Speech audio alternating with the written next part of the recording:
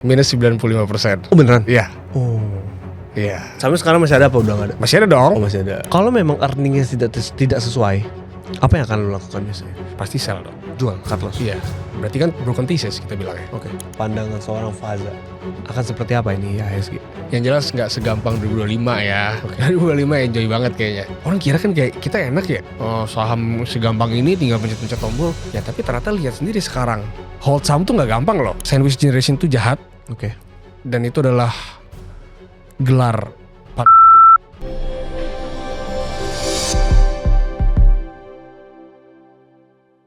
Halo guys, sebelum lanjut gue cuma mau ucapin terima kasih udah klik video ini dan memberikan banyak sekali komentar positif di channel ini. Kita berharap Behind the Blocks bisa memberikan banyak sekali manfaat buat teman-teman. Tapi jujur, kita masih ngeliat teman-teman belum subscribe. Subscribe itu adalah hal gratis yang bisa kalian lakukan untuk mendorong pertumbuhan di channel ini. Kita berjanji, saya dan tim, kita akan lebih banyak memberikan konten-konten berkualitas ke depannya dan mengundang lebih banyak lagi pakar industri ke depannya. Jadi teman-teman, jika merasa mendapatkan banyak sekali manfaat dari channel ini, jangan lupa subscribe dan dukung kita. Terima kasih. Oke, Bro Faza, welcome di podcast gua. Thank you udah diundang. Oke, siap. Oke, mungkin sebelum kita bahas banyak hal tentang IHSG hari ini yang merah ya, kita bahas tuh tentang background dulu nih. Mungkin boleh ceritain sedikit Bro tentang background lu.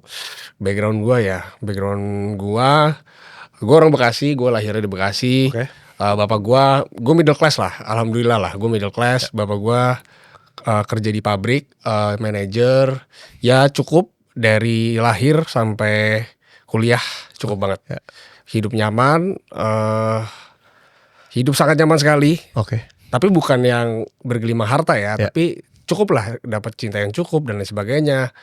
Terus masuk kuliah, itu cukup shocking sih buat gue. Oke. Gue kuliah. Kuliah di mana tuh? Di ITB waktu itu. Oh, ya.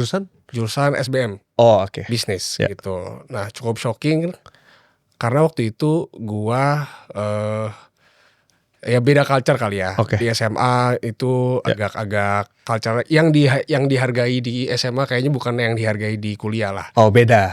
Oke. Gitu. Di kuliah ternyata dulu kan SMA yang dihargain tuh yang kayak nongkrong, yang berantem gitu-gitu kan. Nah, yang gaul ya? Yang gaul gitu kan. Jadi gue mengejar hal-hal yang ke arah situ gitu. Jadi gue clueless gitu. Sampai at one point gue sadar anjir ternyata yang penting tuh duit ya. Ya kan kalau berantem kan lawan 10 orang kalah juga gitu kan. Sejago-jagonya kan. Tapi kalau uang kan gak ada batasnya kan 1 miliar, 10 miliar, 100 miliar gitu kan. Ya udah gue mulai belajar tuh buat masuk kuliah dan alhamdulillah dapat di SBM ITB gitu. Nah dari situ beda banget gue ngelihat culture-nya karena ketika gue kesana yang dihargain tuh justru yang berprestasi gitu, yang lomba, yang start bisnis dan lain sebagainya. Di situ gue mulailah timbul api-api dan mulai tahu know-how-nya gimana sih. Buat gue mengejar tujuan gue itu uang gitu kan. Nah dapatlah circle yang bagus gitu kan. Dan waktu itu dia masih pada mencari jati diri juga kan. Mau kerjanya apa, cari uangnya gimana. Cuman waktu itu gue sering banget nonton podcast. Gue suka nih sama podcast gini nih. Iya. Jadi kalau gak ada podcast gue gak tahu saham nih. Waduh gitu. Itu tahun berapa tuh berarti? 2018. Oh berarti sebelum COVID malah ya? Yes. Oke. Gitu. Gue kenal finance gara-gara gue nonton podcast. Gitu. Berarti pertama kali lu masuk finance itu tuh waktu itu ada yang ngajarin lu gak? Mentor lu siapa? Nah jujur gue juga biasanya kan kalau kita di kelas-kelas motivasi kayak temukan mentor anda kan? Kayak kita harus nyari mentor. Kayak Master Shifu sama Kung Fu Panda gitu kan. Gue kayak ini kayak wajib banget ya sih punya mentor. Cuman gue cari-cari kok ya gue belum dapat privilege network lah waktu itu. Jadi harus cari sendiri networknya gitu kan. Dan cari network gimana kalau kita belum jadi orang, kalau kita belum punya pencapaian, orang nggak mau main sama kita, nggak mau duduk bareng kita gitu kan. Belum ada value lah. Yes, belum ada value gitu kan. Jadi yang gue lakukan adalah ya gue increase my value dulu. Caranya gimana? Ya gue bersyukur di zaman gue udah lumayan ada internet. Gitu. Jadi gue bisa banyak akses ke channel-channel luar negeri, channel-channel Indonesia gitu kayak Teguh Hidayat, Rifan Kurniawan, dulu ada Andi Castro Putra juga gitu kan, banyak banget yang ilmu-ilmu yang di luar negeri maupun di Indonesia yang bisa gue akses. Jadi gue akses semuanya tuh.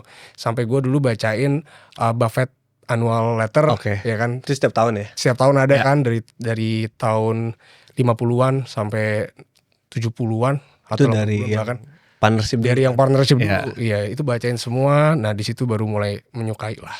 Gitu. Berarti waktu itu lu menyukai, baru lu masuk, saham apa yang pertama kali lu beli?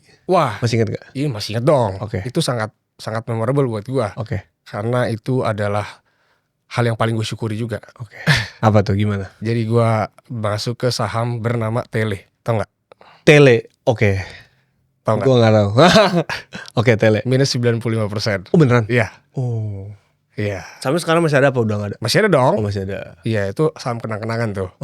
Iya. Tesisnya apa waktu itu? Dulu gue ngelihat biasalah value investing. Value gitu investing. kan. PR-nya harus murah. Ya kan? Ya kan? Perusahaannya harus bertumbuh, ya kan, template gitu kan. Gue udah ikutin semua yang di buku gitu. Belilah Tele ini gitu kan. Terus lihat investornya ada Telkomsel lagi. Mungkin dong mereka bodoh dong. Mereka pasti udah research dong dan beli juga dong. Dia main juga di market gitu kan. Terus ada investor gede juga kayak Pak Hayanto. Ya kan. Ada tuh namanya. Wah, gila, ini harusnya bener nih gue nih gitu kan. Lu ketemu hidden gem lah waktu itu. Kiranya gitu. Gimana? Ya kan, gue beli, udah tuh, gue beli. Terus kalau misalkan itu kan gue masih kuliah kan. Gue tunggu semester 1 kelar, semester 2 kelar kagak naik. Waduh. Gitu kan. Lu nahan agak lama, panjang ya berarti? Panjang banget. Panjang banget sampai sekarang. Berarti berapa tahun? 7 tahun. Oh masih ada sekarang? Masih ada sampai sekarang. Iya, jadi kenang-kenangan gitu kan. Nah, ya turns out gue nggak belajar, gue nggak mendalami sepenuhnya lah. Gitu.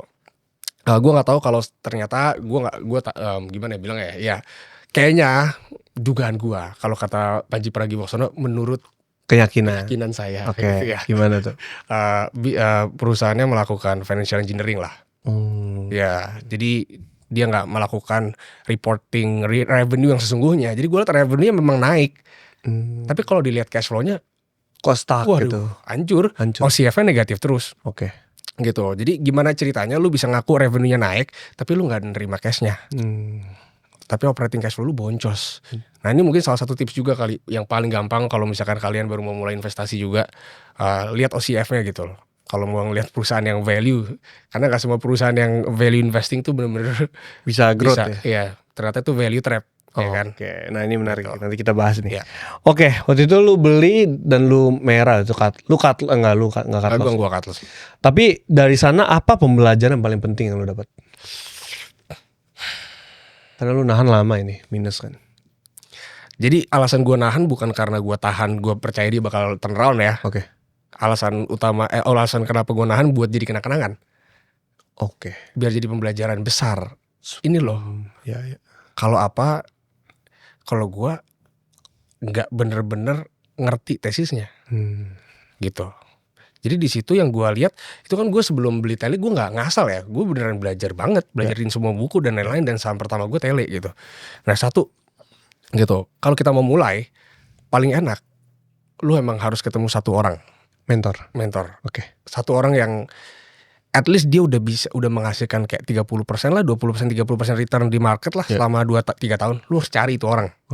Lu harus ngomong, minimal lu ngomong sama dia dah. Gitu. Itu wajib menurut gua. Kalau mau nggak kayak gua ya. Gitu. Yang kedua, kalau nggak ngerti tesisnya jangan masuk. Gitu. Gua ngelihat, gua nggak bener-bener ngecek gitu. Gua bisa bilang gua ngerti tesisnya tapi OCF aja gua nggak cek.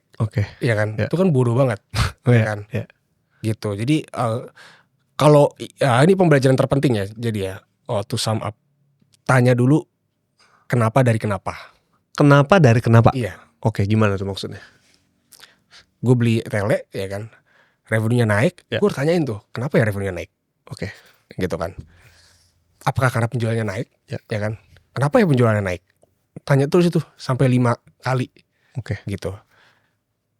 Cek lagi balance sheet-nya bagaimana? Cek lagi cash flow-nya bagaimana? Kenapa ya OCF-nya minus? Ya kan.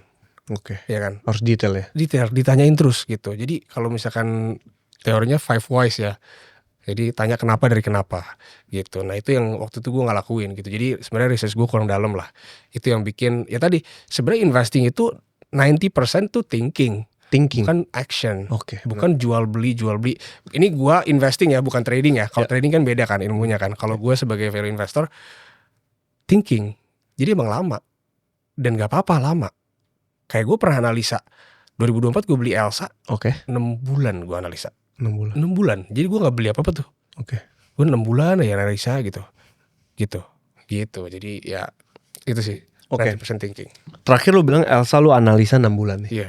Analisa sampai 6 bulannya apa aja sih faktor-faktor, mungkin kalau kasih temen-temen nih 3 faktor penting ya lu analisa suatu emiten gitu. 3 faktor penting ya.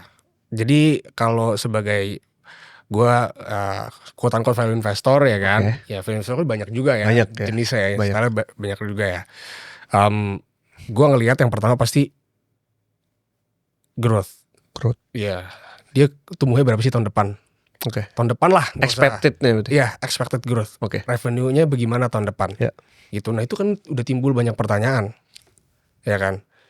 Revenue-nya Elsa di-drive dari apa? Dari bisnis yang mana aja? Ya kan, bisnisnya kan banyak, marginnya juga beda-beda tiap bisnis gitu kan. Nah itu gue coba pelajarin gitu. Oh ini oil services, oh dia yang paling gede marginnya yang seismic tuh ya kan, yang bantuin orang eksplorasi migas gitu kan. Nah itu marginnya bisa double digit, bisa 10% gitu kan. Service kan kecil marginnya soalnya kan gitu. Nah oh dia dapat proyeknya gimana ya kan. Oh nyambungnya lagi ntar berarti drivernya apa, gimana kondisi di mana dia dapat project banyak gitu. Nanti yang mana ngalir lagi, kalau ditanyakan apanya lagi gitu kan, sampai ke tuh harga minyak. Ya kalau misalkan harga minyaknya bagus, oil company mau reinvest. Kalau orang mau reinvest ya kan berarti kan dia harus cari eksplorasi baru gitu kan. Eksplorasi baru ya salah satunya pasti pakai jasanya Elsa. Nah kalau udah ngomongin harga minyak kan nggak ke atas lagi ya kan, ke geopolitics lagi gitu makro kan. Lagi. Kenapa waktu itu harganya $80 ya? Kenapa gak $90? Kenapa gak $100? Terus gimana caranya biar bisa ke $100? Terus kenapa dulu ya kan? Jadi tuh ngomongin harga oil dari tahun 2000 gitu. Dari harganya cuma $30, naik ke $60, naik ke $80, naik ke $100, turun lagi ke $80 gitu kan. Kayak gitu. Jadi prospek revenue. Terus yang pertama prospek revenue. Yang kedua margins ya kan. Biar tahu nanti laba bersihnya berapa gitu. Ya udah deh, tahu marginnya berapa, tarik dapat laba bersihnya berapa. Waktu dulu yang di gue Elsa kayak gitu ya, gitu sih. Udah tinggal kita kan taruhan kan, kayak taruhan bola, kayak yang menang MU apa Chelsea gitu kan. Kita taruhan kan, laba bersihnya segini apa segini gitu kan, naik apa turun gitu kan. Ya udah tinggal tunggu sampai waktunya tiba. Kalau bener ya lu dapat hadiahnya, kalau salah ya lu dihukum gitu doang kan. Berarti kalau kita ngelihat ya, perjalanan lu kan sangat fundamental dan value investor banget di Indonesia. Tapi apakah sebenarnya value investing di Indonesia itu masih bisa diterapin? Karena kalau kita ngelihat kan, kalau di US stocks kan kita tahu kan, semua tuh tech company. Kalau Indonesia kan banking banget. Bener. Menurut lu gimana? Kalau misalkan value investing, nah ini makanya gue bilang value investing beda-beda caranya, stylenya banyak-banyak ya kan. Kalau menurut gue value itu apa sih? Value kan tiap orang beda-beda kan. Tiap orang perceive value beda-beda. Ada orang yang nge-value growth itu ya udah dia beli aja digital bank dan dia bisa bilang dia value investing. Benar. Ya kan? Karena menurut dia value is growth, ya kan? And revenue digital bank pada saat 2021 growth. Ya menurut gue nih gue value investing ya gak salah. Ya kan? Tapi makanya mungkin dibilangnya growth investing gitu. Nah, makanya kalau dibilang value investing apakah bisa diterapin di Indonesia? Menurut gue sangat bisa sekali. Sangat bisa sekali. Tapi memang itu nggak sesimpel yang kalian pikirin lah. Nggak sesimpel yang kalian pikirin, karena orang-orang sering kira value investing tuh kayak sesimpel beli Unilever. Menarik nih. Iya kan? Consumer goods, yaudah kayaknya tumbuhnya segini, drive ke bottom line kelar. Padahal Indonesia bukan negara consumer loh. Ya kan? Kita consumer udah, ya dulu lah ya, dulu tuh. Makanya zamannya Pak Lo Keng Hong gampang banget kayaknya. Gue gak bilang gampang ya, susah lah ya. Cuma maksudnya kalau kita trace back gitu loh, gampang banget kita nemuin saham-saham value. Kayak lu dulu beli Indofood di PE 19 kali, PE 27 kali. Itu masih bisa cuan, beggar. Iya, mantap. Lu tahun 2014 ya lu beli dah itu. Is ICBP gitu ya. PE-nya 27 kali gitu ya. Lu hold sampai 2019 itu masih beggar loh. Kalau beli udah mahal gitu. Karena dulu ekonomi Indonesia memang tematiknya consumer. Gitu. Nah sekarang setelah COVID udah beda lagi gitu. Nah cuman kalau kita lihat apa yang dari dulu masih ada dan sekarang masih ada adalah komoditi gitu. Commodity play itu nggak pernah mati di Indonesia karena ya Indonesia negara komoditi balik lagi. Dan value investing ini agak kebeda gitu. Karena jadinya lu bener-bener harus ngelihat harga komoditas ya daripada valuasi perusahaannya. Nah, gitu. Mikirnya jadi kebolak-balik gitu. Jadi menurut gue masih bisa banget gitu. Tapi memang lu nggak bisa expect kayak lu beli saham yang sekarang PI-nya lagi murah. Gitu. Tapi lu harus beli perusahaan yang PI-nya nanti murah. Nanti murah. Berarti akan lebih murah. Karena earnings-nya naik. Gitu. Ya. Gitu. Oke. Ini menarik ya. Kalau kita ngelihat nih dari lu sendiri nih. Gimana kita bisa bedain ya perusahaan beneran perusahaan murah atau cuma value trap? Gimana cara kita bedain perusahaan yang murah yang bagus ya, sama cuma value trap? Sekarang kayak udah susah nyari perusahaan murah karena semua udah price in. Karena ini udah menurut gua ini pribadi lah menurut pandangan gua. Kalau dulu kan laporan keuangan susah bro. Lu harus ke emitennya zaman-zaman Pak Lokengol lah 90-an ke bawah. Lu harus ke emitennya buat dapetin laporan keuangan. Jadi lu kalau lu kayak NPC retail gitu ya lu kagak bakal dapet. Iya gak bakal lah yang lu gak bakal ngerti gitu kan. Lu asal telat lah ya. Iya lu cuman kayak telepon apa broker doang gitu kan. Kayak film-film gitu. Cuman yang dulu yang menang ya yang ke emiten minta laporan keuangan baca analisa gitu. Nah dulu kita bisa nemu saham murah. Kenapa? Karena orang-orang nggak tahu itu laporan keuangan datanya bagaimana. Jadi banyak saham-saham yang mispriced sekarang gitu kan. Nah jadi lu nggak usah capek-capek terlalu merhatiin outlook bagaimana gitu. Karena di sini wah anjir ini labanya misalkan kayak 1 triliun perusahaan dijual cuman 3 triliun nih P-nya cuma 3 murah gitu kan. Tapi sekarang kan semua orang info udah keakses. Jadi sekarang level of peperangan intelijennya peperangan intelligence yang kita lakukan jauh lebih 1 or 2 step ahead lah dibandingkan zaman dulu. Kita udah tebak-tebakan earnings nih sekarang. Gitu, tebak-tebakan prospek bagaimana. Jadi saham yang murah gitu. Sekarang susah lah. Tapi saham yang nanti murah gitu, saham yang nanti murah itu yang lagi kita main di sekarang. Gitu. Nah saham yang nanti murah, kenapa kita bisa bilang nanti murah? Karena kita menurut keyakinan kita, menurut asumsi kita, earningsnya bakal naik, belum naik ya, bakal naik, nggak tahu beneran naik, nggak tahu enggak gitu kan. Ketika earningsnya naik, semua orang yang tadinya nggak sadar earningsnya naik, pada ngebeliin, ya kan? Pada ngebeliin. Maka kita bisa bilang wah murah nih, ya kan? Gitu. Kayak kita lihat ya saham sekarang labanya 1 triliun gitu ya. Dijual di harga let's say 10 triliun, 10 kali PI. Cuman kita tahu nih karena kita analisa bisnisnya segala macam, kita yakin 1 tahun ke depan labanya jadi 2 triliun. PI-nya jadi 5. Ya kan? Jadi murah dong kalau kita beli di harga sekarang. Ya udah kita beli aja di harga sekarang. Gitu kan. Kita beli di harga sekarang, nanti orang-orang iya ya ternyata PI-nya 5. Orang-orang beliin semua, ya kan? Harga sahamnya dari 10 triliun jadi naik ke 20 triliun. Beggar. Gitu. Nah, saham-saham yang murahan adalah saham-saham yang 1 triliun labanya, harganya 10 triliun, tapi labanya gak kemana-mana. Gitu. Itu menurut pandangan lu tentang apa value sama perusahaan murah. Tapi kalau dari lu sendiri sekarang, style bermain lu seperti apa di market Indonesia ini? Sekarang, stylenya lagi cut loss sih. Oh gitu. Enggak. Stylenya gimana ya kalau gue ya? Gue sekarang funda in a narrative. Gimana tuh maksudnya? Jadi kita lihat, bahkan sekarang ngitung jadi agak susah loh. Ya kan? Kita ngitung EPS itu jadi susah banget rasanya.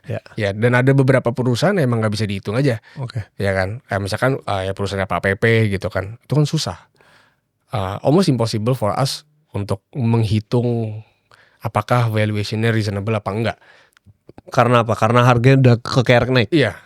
Jadi lu nggak ketemu titik tengahnya gitu. Enggak. Gitu. Nah, buat begitu, gue dengan rendah hati bilang gue nggak ngerti gimana. Gitu. Jadi bukan berarti itu sahamnya jelek atau nggak bakal naik, tapi gue nggak ngerti aja gimana. Gitu. Jadi gue pasti gak bakal main yang begituan. Gitu, style gue kayak gitu.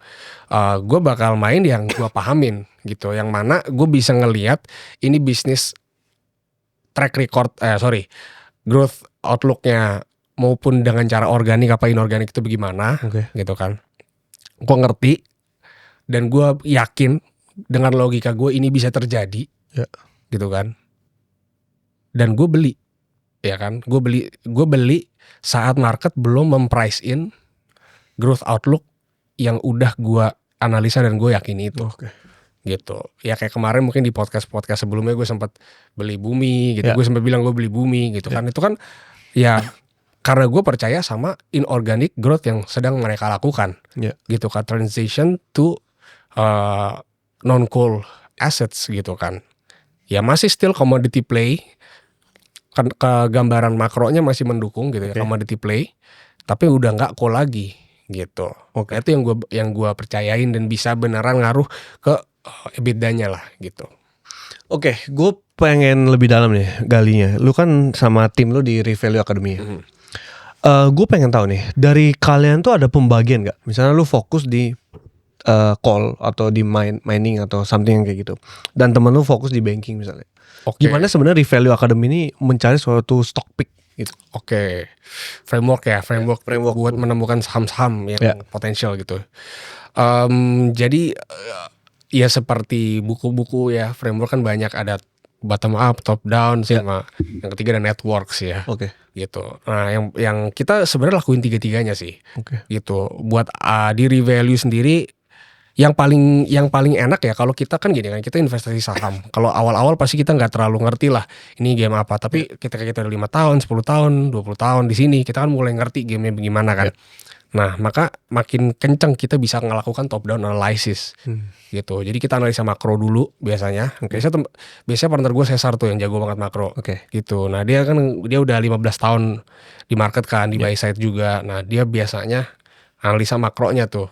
Jadi dari commodity price gimana, government policy, geopolitics, ya kan, dan ya government policy di Indonesia yang sekiranya buat ngedorong dan antara mau kemana sih kalau let's say gitu kan.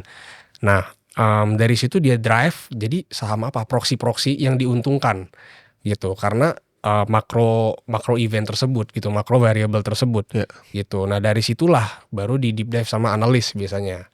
Ada berapa orang tim lu analis? Ada 2 sih. Gitu. Di sama analis. Ya udah, coba ini bisa diuntungkan nggak? Ngaruh berapa ke learningsnya, ke laba bersihnya gimana?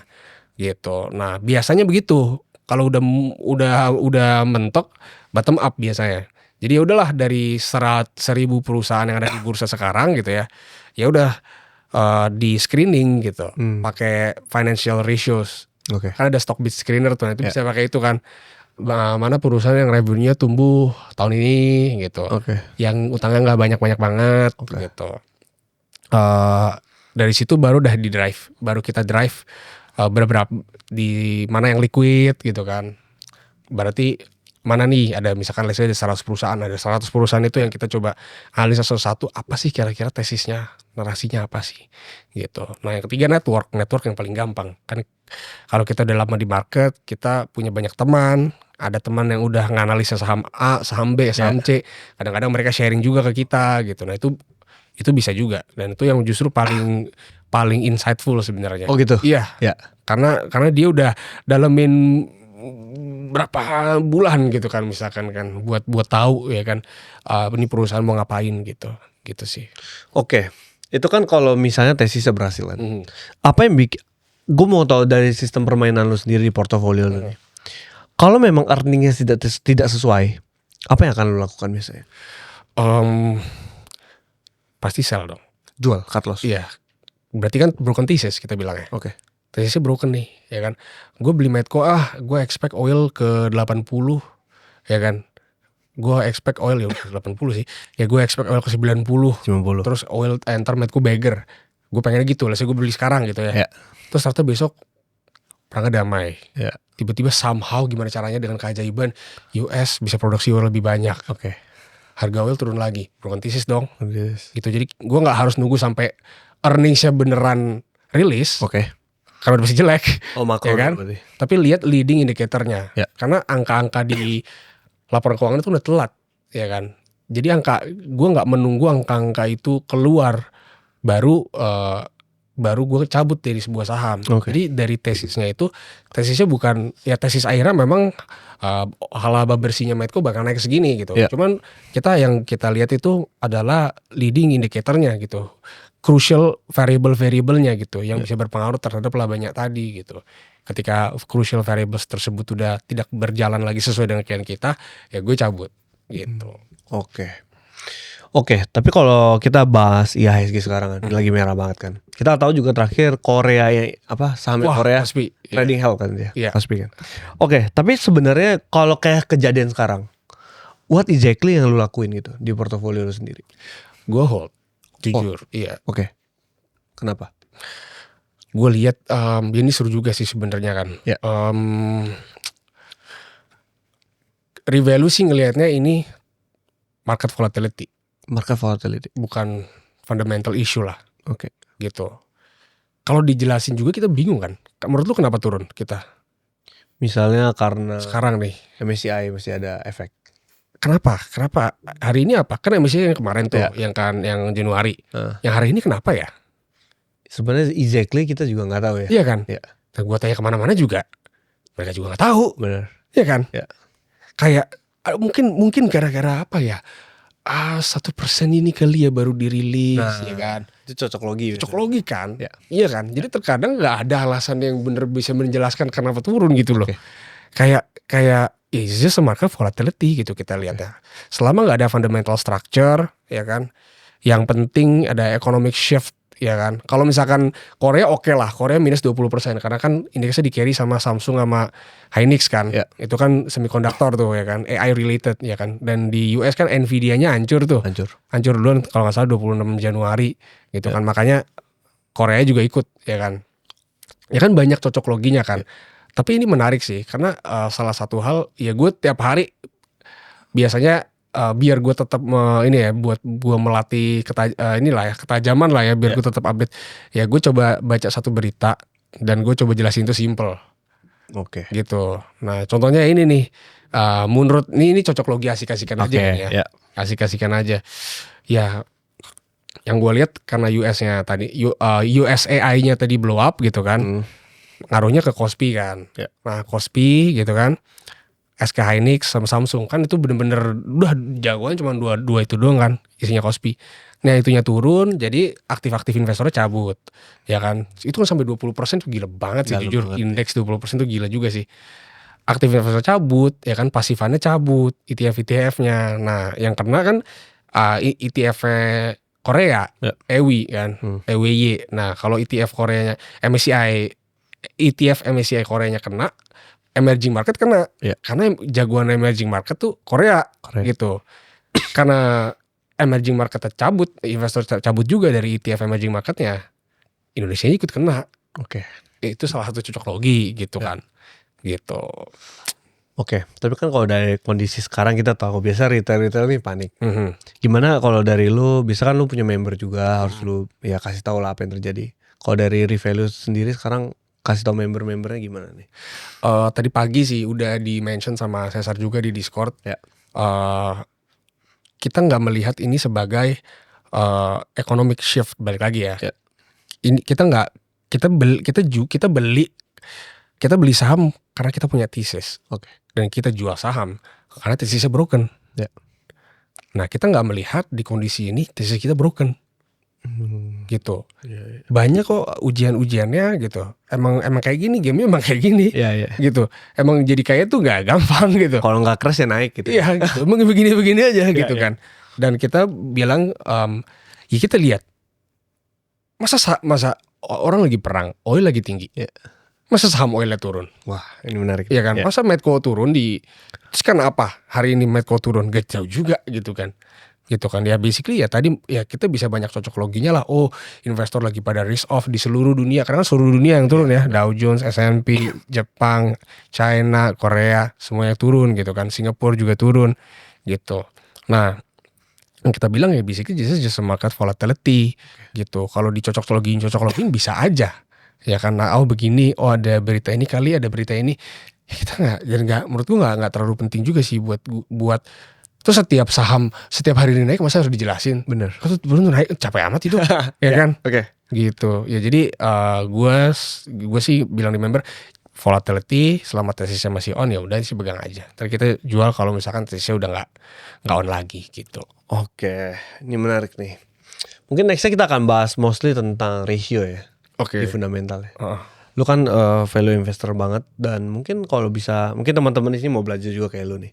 Apa sih mungkin kalau lu sendiri nih, mungkin 3-4 rasio yang paling penting yang orang harus tahu tuh apa? Oke, ini sebenarnya basic banget ya. Oke. Ini basic banget. Sebenarnya ratio itu kan gini, fundamental itu kan mungkin kelihatan ribet, sulit dan kayak apa sih gitu, ribet banget kayak beli saham tinggal beli aja kali gitu kan. Padahal ini tuh juga sebenarnya nggak ribet sih, ini cuma logika dasar manusia aja. Oke. Jadi kayak lu deh misalkan, mau nggak beli bisnis gua, gua jual bisnis padel, invest lah 1 M, balik modal 3 tahun, labanya 300 juta, mau nggak? Gue pikir dulu. Oke, apa pertimbangan lo? Yang pertama mungkin ya. Pedal tuh kita nggak tahu bakal off-nya kapan. Oke. Mungkin kita nggak tahu ini cycle or jadi something yang baru di dunia olahraga misalnya. Yang kedua kita harus tahu pedal juga udah banyak, lapangan pedal juga udah sangat banyak. Itu kan kompetitor juga masuknya. Yang ketiga buat earnings ya mungkin apakah tetap bisa bertahan earningsnya gitu. Itu kan pertanyaannya gitu. Misalnya gitu. Sekarang gini, yaudah deh gue jual di harga 300 juta. Mau? Valuasi kan? Ya. Price to earning ratio. Sama dong, kita beli sama bedanya sama beli lapangan padel. Ya benar. Iya kan, itu kan just a simple logical human being. Kita punya logika, iya ini berapa balik modalnya, itu kan simple banget. Entah kenapa gak diribet-ribetin gitu kan kadang-kadang, ya kan. Nah itu yang pertama, PE ratio pasti kan. Ya sama, kenapa kalau di indeks bedanya PI-nya kadang-kadang 10, nggak 3 tahun. Kenapa? Karena size bisnis. Ya kan, size bisnis udah triliunan. Kalau mau punya revenue 1 triliun, mungkin bukan cuma bikin 1 pedal lagi. Bikin 1000 lapangan pedal mungkin. 1 Indonesia kali. Iya. Harus punya lu kan.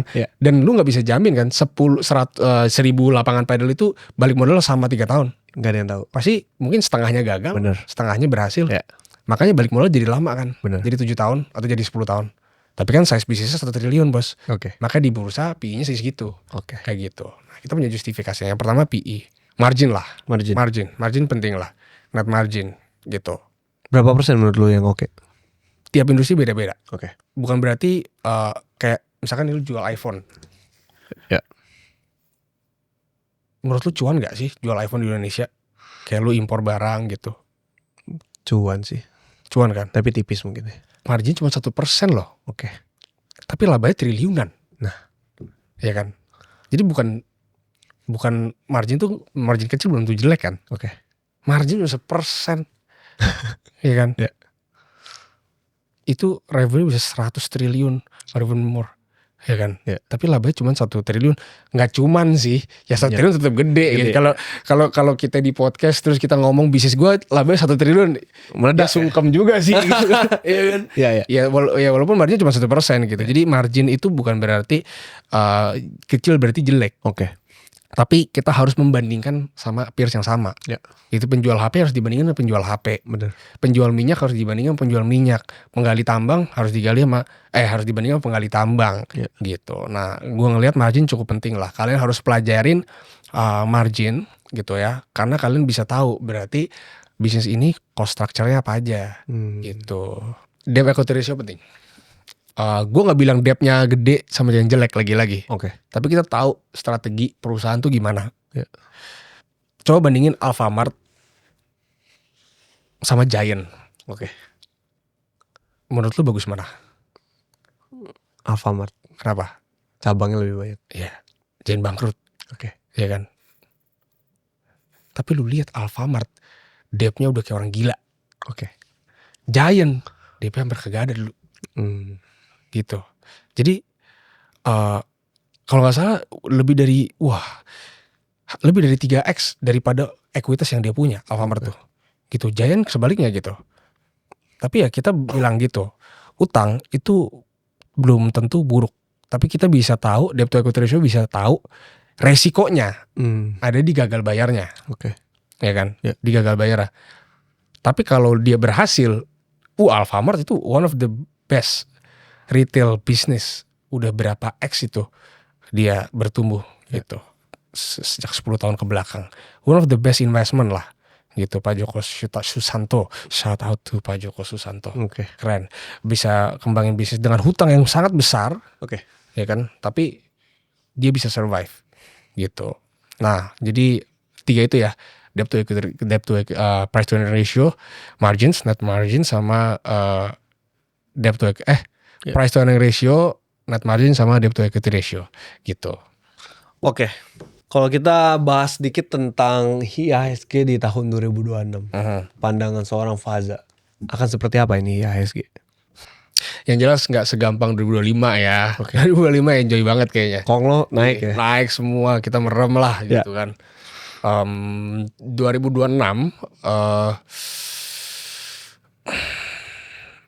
ini gue belajar banyak juga dari Pak Fahrul Furfian, Chief Ekonomisnya Trimegah Sekuritas. Waktu itu sempat ngisi juga Carry Value, thank you. Dia bilang ini menarik banget menurut gue. Gimana? Jadi dia orang makro banget kan. Dia bilang ada yang namanya Kondratiev Wave. Jadi itu adalah sebenarnya itu adalah ilmuwan dari Rusia kalau nggak salah, disuruh menganalisa kenapa kapitalis itu bisa berjalan ya, ekonomi kapitalis itu bisa works gitu lah di US gitu kan. Dan ternyata dia tidak menemukan celahnya. Dia bilang ya emang kapitalis ternyata emang nggak bisa dihentikan. Anyway, jadi belajar tentang ekonomi dan benar-benar mengkategorisasikan ekonomi berdasarkan beberapa stage gitu, beberapa fase lah, wave lah gitu. Ada winter, spring, ya kan, autumn, summer gitu. Nah sekarang ini udah masuk ke Kondratiev spring gitu. Nah spring itu ditandai dengan biasanya commodity price naik, gitu.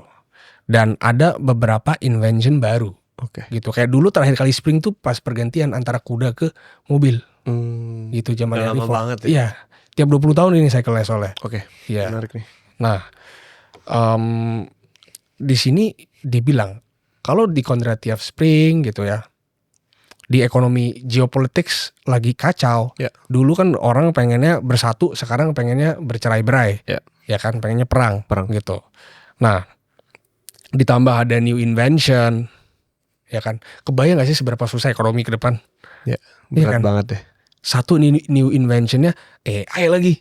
Dulu kan kayak dulu berarti yang farmers kuda nggak laku ya kan, yang bekerja tapal kuda nggak laku. Cuman yang bengkel-bengkel laku, yang bengkel mobil laku gitu. Masih butuh manusia. Yes. Mungkin jadi lebih berkurang, lebih automated, berkurang lah beberapa manusianya. Ya kan, tapi masih ada lah gitu. Nah cuman sekarang AI kayak bikin financial model aja cepet ya. Pakai cloud bisa. Bikin Medco cuman berapa menit. Bikin financial model Medco yang dulu gue belajarnya di cafe sampai nangis. Ya kan. Jadi kan berarti mungkin gak bisa menggantikan semua. Yang senior analis itu pasti gak bisa tergantikan lah. Masih belum bisa tergantikan lah. Karena decision making, investment itu kan masih pakai otak manusia. Lebih ke pengalamannya. Iya, pengalamannya kan gak bisa beli. Tapi junior analisnya gimana? Menarik nih. Iya kan. Yang kerjanya ini tolong cariin data ini, bikin model ya. Kayak gini. Nah itu kan yang layoff. Kalau di industri finance ya, kalau di industri finance itu kan gila banget. Maksud gue kayak junior analis itu kan gajinya di atas 8 juta. Range-nya dari 8 juta. Kalau yang Indo ya 8 juta sampai 20 juta ada. Fresh graduate langsung dapat 20 juta. Kalau yang foreign malah jauh lebih hebat lagi gitu kan. Foreign houses yang di Indo ya. Gitu. Nah itu kan berarti kan nge-wipe out.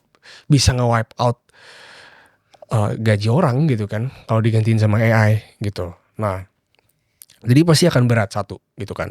Akan lebih berat 2026 ekonomi. Jadi kita udah kebayang. Lu kepikiran gak sih kalau lu aja gajinya, kalau lu gaji seret gitu, lu kepikiran gak sih beli, gue tas gue udah rusak nih, misalkan Jansport gitu, gue mau ganti LV Mungkin lah. Mungkin dong. Ya kan, itu kan namanya up trading kan. Kayak lu beli sesuatu yang lebih mahal lagi, ya kan. Nah, consumer goods itu tesisnya up trading. Gitu. Sedangkan sekarang yang lu lihat, gak usah jauh-jauh deh, rokok aja orang-orang dari tadi pakainya Sampurna, Udah downgrade nih. kan, turun kan, Turun. gitu, ya kan. Nah, jadi down trading nih, gitu. Jadi kita ngelihat kalau ekonomi lagi kayak gini, desisnya nggak mungkin up trading, pasti down trading. Jadi pasti yang rada-rada menderita tuh yang tadi retail, brand-brand itu agak susah, karena kan ya tadi kayak jaket ini deh ya, kayak jaket ini kan mahal karena brand doang, gitu kan. Kalau nggak ada brand mungkin dihargainya mungkin ya biasa aja. Iya biasa aja gitu kan. Nah, tapi kan in order orang mau ditipu sama brand dalam tanda kutip tipu ya, ya kan? Kan kita main tipu-tipuan aja kan. Gue mau curi duit lu lebih banyak, ya udah gue bikin seolah-olah nih 5%-nya kan kaum Harley, ya kan? Jadi gue jual nih 10 kali lebih mahal. Mau nggak ketipu lu kan? Ya kan? Kan kayak gitu kan up trading. Cuma kalau dia nggak punya duit kan nggak bisa gitu kan. Nah, itu satu. Jadi gue ngelihat di 2026 konsumer agak susah nih sebenarnya. Gitu. Nah, jadi apa tesisnya? Ya tadi sekarang orang-orang pada mencari yang namanya hard assets gitu. Jadi central banks udah mulai belinya ya tadi kan gara-gara geopolitics, orang-orang udah nggak percaya lagi sama US gitu kan. Orang-orang belinya gold. Orang-orang meaning central banks ya, bukan kayak emak-emak kita beli. Ya itu juga sih, emak-emak kita beli di toko emas juga sih. Cuma kan yang naikin harga emas kan central banks kan. Central banks yang beliin emas kayak gitu. Sama yang negara-negara tadi udah secure commodities. Kalau ingat di tahun 2022 kan ternyata sebahaya itu loh komoditas kalau misalkan kita nggak punya. Contoh Eropa gitu kan. Eropa tadinya gasnya dari Rusia gitu kan. Rusianya cut off, kelar gitu kan. Jadi semua negara makin saling ingin menjaga komoditasnya masing-masing gitu. Jadi 2026 gue lihat commodity play. Commodity play. Wah menarik nih. Gitu. Oke, 2026 ya gue juga ngelihat banyak sekali orang yang gue ketemu bilang commodity play. Cuma kan kita tahu commodity banyak sektor juga. Boleh mungkin lebih spesifik nih. Apa yang akan perform nih? Apakah coal, oil? Yang udah naik dulu deh. Iya kan, yang udah naik kan udah jelas oil. Oil lagi. Emas. Ya, emas kan udah naik. Kan kita lihat komoditi itu pala-palanya jagoan-jagoannya. Metals dulu. Metals itu ada precious metals, ya kan? Ada emas, ada silver gitu kan. Ada base metals, ini yang fungsional, ya kan. Ada copper, aluminium, ya kan. Timah gitu. Nah, emasnya udah naik kan. Tahun kemarin tuh gila banget, ya kan. Emas naik 70%, tapi RC naik 700%. Ya kan. Emas udah naik gitu. Abis itu, wah silvernya nih ketinggalan. Silvernya tiba-tiba nyusul, ya kan. Nyusul. Precious metal naik. Nah kalau precious metals naik, base metals bisa ikutan. Gitu. Nah jagoan itu kan copper, base metals, tembaga kan. Karena tembaga tuh bisa digunain buat hampir semuanya. Gitu. Semiconductor kan dia kan.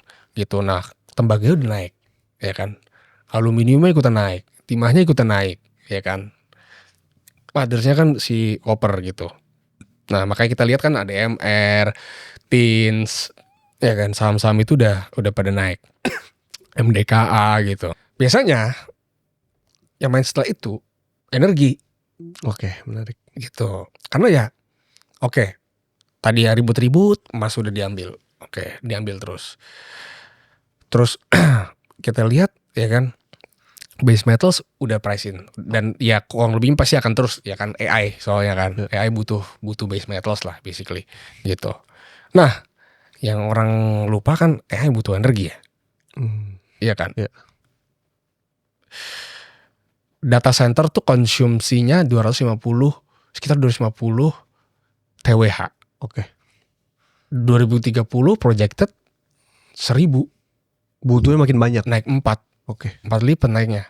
Gitu. Dan itu kita gua rasa tuh nggak fully calculating AI expansion. Kan yang paling gedenya kan data center dari AI kan. Gitu. Nah dari situ gua rasa energi yang bakal main sih nextnya, karena kita ngeliat call-nya belum main-main banget menurut gua. Gitu. Kita lihat call-nya masih ya sekarang udah bagus sih 140, tapi harga sama udah turun lah ya. Gitu. Tapi especially kalau lo minta spesifik, gua bullishnya sekarang lagi di coal. Gitu. Kalau oil gua rasa ya udah geopolitical play, cuman supply US sama China tuh masih besar banget inventory-nya. Strategic Petroleum Reserve mereka gitu. Jadi memang itu lagi tinggi-tingginya lah. Itu beda kayak tahun 2024 gitu. Jadi ketika oil udah nyampe harga berapa pasti dibanting harganya. Dia keluarin supply itu. Reserve masih reserve-nya masih banyak. Tapi kalau coal ya ini ya apalagi ya Kanda Bahlil kan motong produksi Indonesia kan 200 juta ton kan. Jadi ini sangat berdampak lah pada supply oil di seaborne. Kalau gas LNG gimana pandangan? LNG juga menarik ya sebenarnya ya. LNG juga menarik. Banyak pembangunan juga di Indonesia.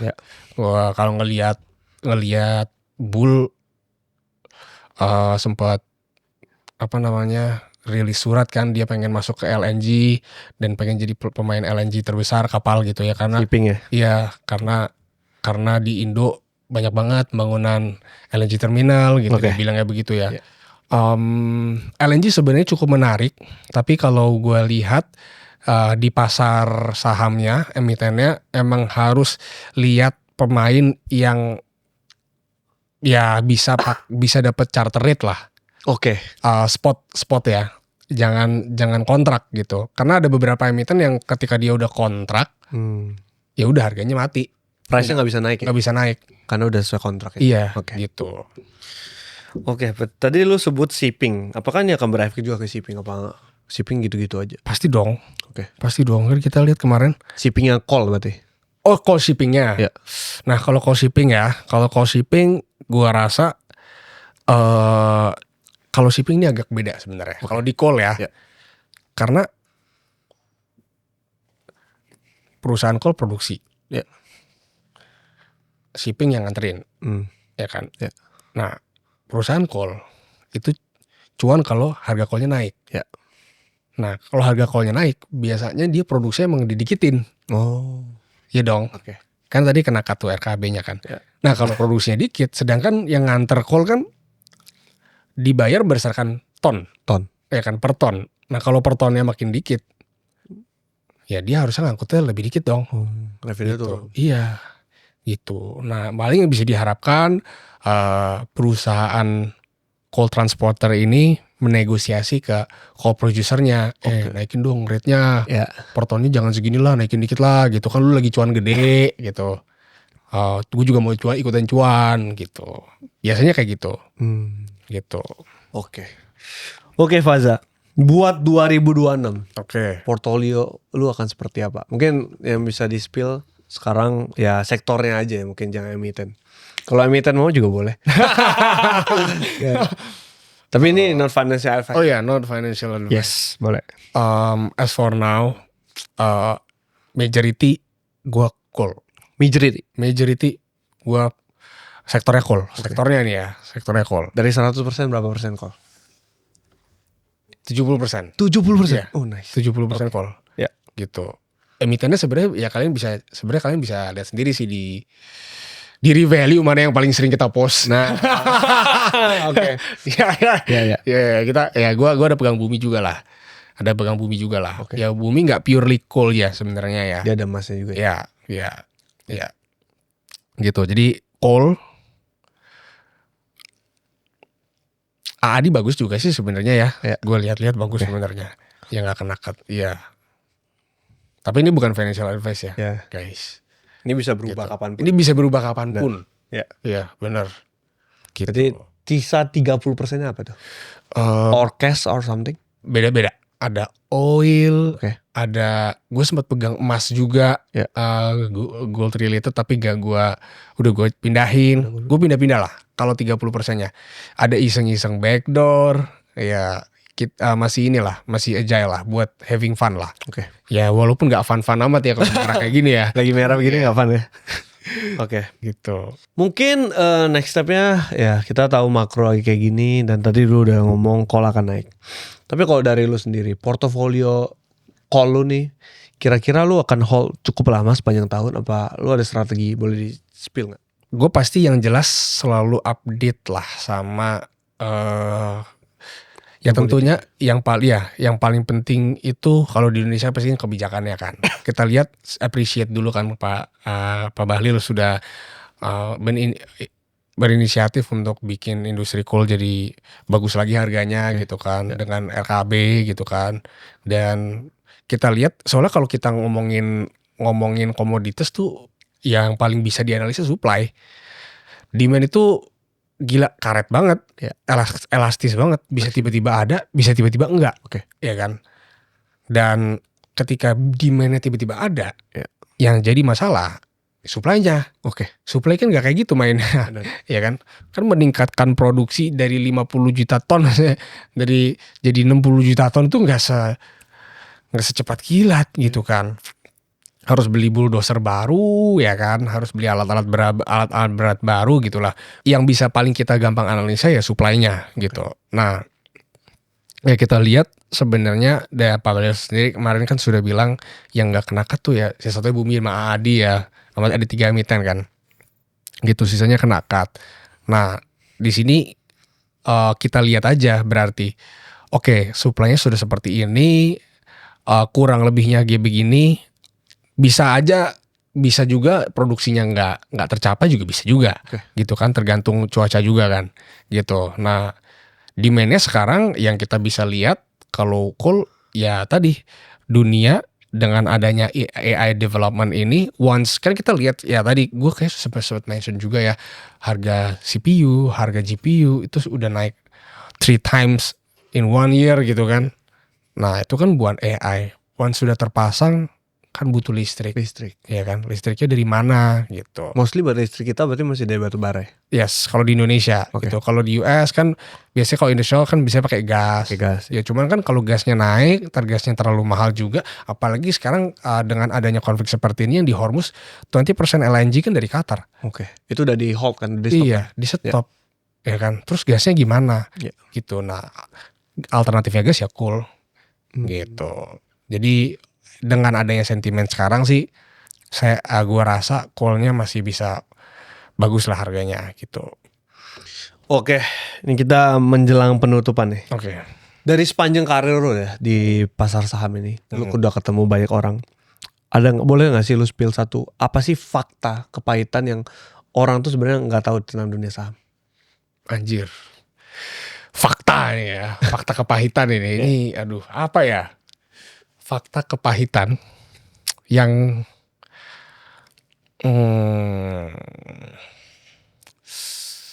gue pengen jawab tapi ntar klise jawabannya, gimana nih?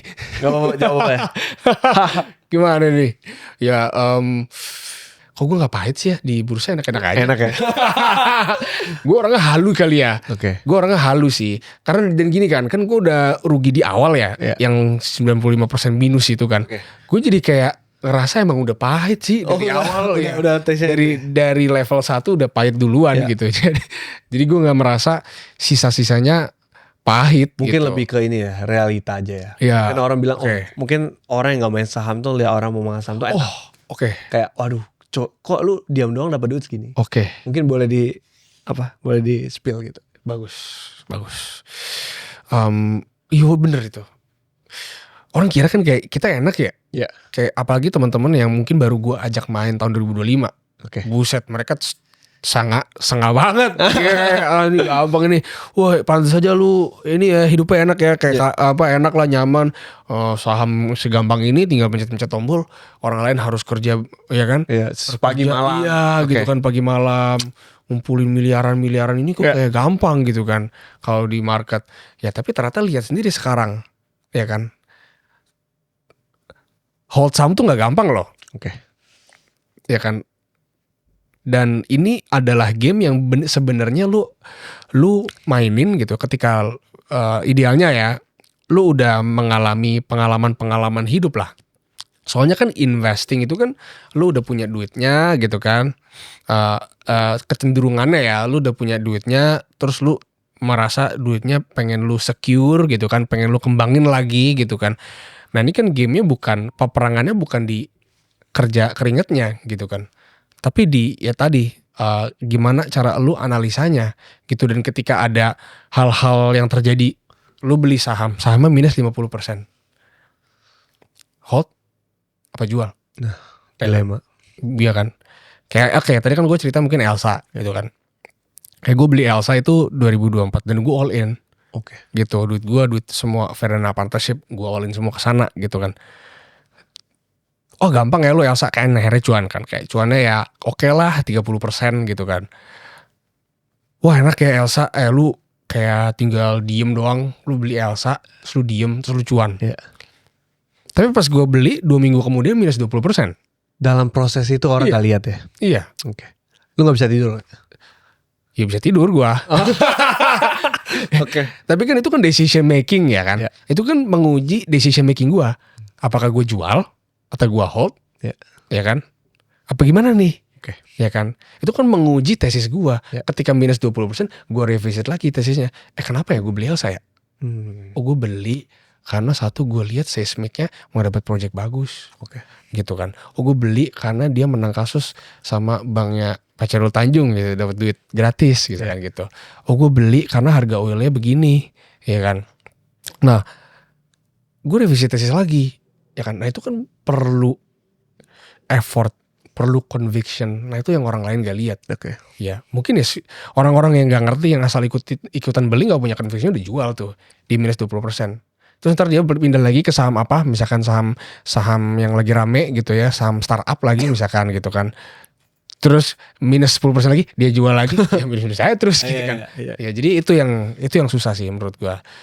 Realitanya kerjanya tuh di mental lah.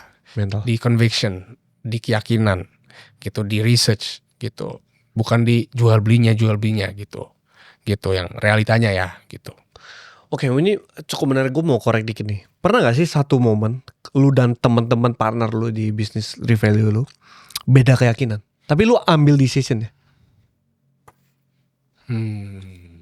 Kita jujur, kita baru kan. Kita baru kayak aktifnya tuh kayak 6 bulan lah. 7 bulan gitu. Pun ada paling perbedaan alokasi portfolio. Gitu. Oke. Kayak misalkan nih, kemarin pas abis MSCI itu kan gue langsung pindah-pindahin beberapa kan gitu. Dan di situ gue nggak ngelihat convictionnya di oil. Oke. Gitu. Karena gue lihat ya tadi ya kan SPR-nya masih tebel, terus gue nggak bisa ngepredik yang namanya perang. Ya, kayak kita nggak tahu kapan, ya kan. Ya. Jadi gue nggak nyaman pegang oil, gitu. Gue nyamannya pegang emas sama coal, gitu. Tapi di sisi partner gue percaya banget, gitu. Nah di situ gue ya udahlah, berarti gue nggak masuk oil gitu. Gue udah cukup lah sama diversify yang udah gue buat gitu. Jadi ada, tapi biasanya kita bedanya dikit sih. Gak gitu banyak. Gak gitu. signifikan. Gak major ya gitu. Oke, Bro Faza, mungkin terakhir ya. Jika orang-orang yang lagi nonton nih, mereka tuh anak muda, sandwich generation, terus mereka lagi loss mungkin setengah portfolio di saham. Apa mungkin masukan atau tips yang lu bisa kasih ke orang yang lagi nonton nih? Sandwich generation, kasian juga dia ya. Minus 50%. Siapa? Lu ya Le ya? Tipsnya ya.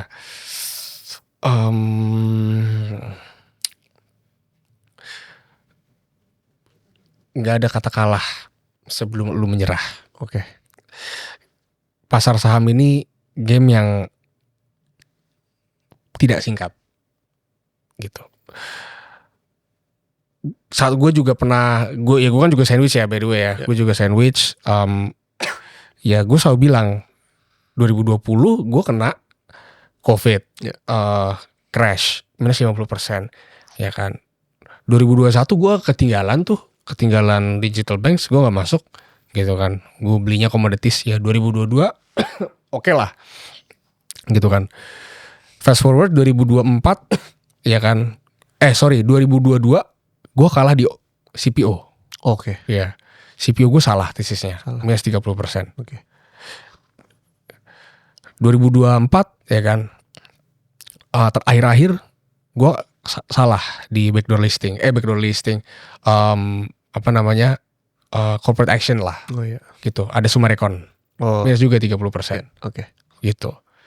Di Trump kalah lagi gue, 30%, iya kan. Trump pas 2025 awal. Oh yang tarif? Iya, tarif Trump, gitu. 2026 ada MSCI. Terus sekarang nggak jelas nih ada apa nih hari ini. Ya. And yet setiap tahun portfolio gue tuh makin nambah kok. Oke. Nggak makin kurang. Walaupun sudah mengalami begitu gitu. Ya. Jadi apa yang gue bilang, oh gue returnnya segini, itu udah sama rungkat-rungkatnya. Kayak gitu. Ya. Jadi poin gue adalah, lu bisa cuan kalau lu bertahan di game ini dalam jangka waktu yang lama. Oke. Lu bisa cuan kalau lu bertahan dalam jangka waktu lama. Don't quit. Jangan nyerah. Don't quit. Gitu. Oke, Faza. Satu lagi mungkin untuk menutup ini semua. Boleh. Mungkin dari lu, Faza, lu tuh pengen jadi orang yang seperti apa nanti? Apa sih legacy yang pengen lu tinggalin? Satu, gue pengen masuk surga. Oke. Pasti. Legacy ya. Kalau gue pasti pengennya, karena gue sandwich, tapi udah gak sandwich lagi sih. Dulu gue pengen mengurangi angka sandwich generation Indonesia sih, dengan bikin ya minimal memberi value lah. Ya. Bisa financial freedom. Minimal 7M lah duit mereka. Setelah mereka bisa setelah pensiun lah ya, bisa punya 7M, karena 7M butuh lah kalau di Jabodetabek, sekitar 7M lah angka financial freedom. Ya gue pengen lah bisa membantu member-memberi value buat ya berasa, amin semoga 10.000 gitu ya. 10.000 member itu dulu aja lah bisa financial freedom, karena sandwich generation itu jahat. Dan itu adalah gelar paling tai. Gak boleh ngomong tai ya, sorry. Gak apa-apa. Ya gelar paling tai yang bisa orang punya. Karena hidup lu gak bakal sama lah kayak teman-teman lu. Lu gak bakal bisa menikmati apa yang teman-teman lu nikmati, dan survival rate kecil. Survival rate kecil. Survival rate kecil. Ya misalkan gaji lu 10 juta, itu habis buat keluarga, terus buat lu gimana, ya kan? Ya itu survival rate kecil dan melahirkan sandwich baru lainnya. Gitu. Dan itu mungkin gue pengen dikenal jadi orang yang pengen menyadarkan orang kalau jangan sampai lu sibuk di kantor healing sana sini, ya kan? Di kantor lu cuma ngobrol-ngobrol doang, ketika istirahat lu nggak memikirkan gimana dana pensiun lu. Karena jangan sampai lah lu pensiun lu minta duit ke anak lu. Nanti anak lu akan melakukan sebaliknya ke anaknya lagi. Gitu. Dan ini mungkin yang rakyat Indonesia bisa lakukan lah gitu. Selain daripada menyalahkan pemerintah. Gitu. Ya. Oke, Faza, thank you udah datang. Thank you so much Bos Hans sudah mengundang saya.